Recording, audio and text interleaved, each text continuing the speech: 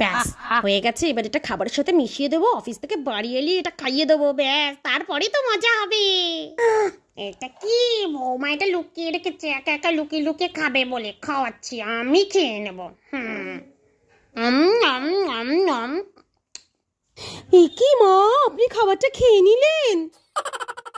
কেন লুকিয়ে রেখেছো? একা একা খাবে বলে তাই না? আমি খাবো।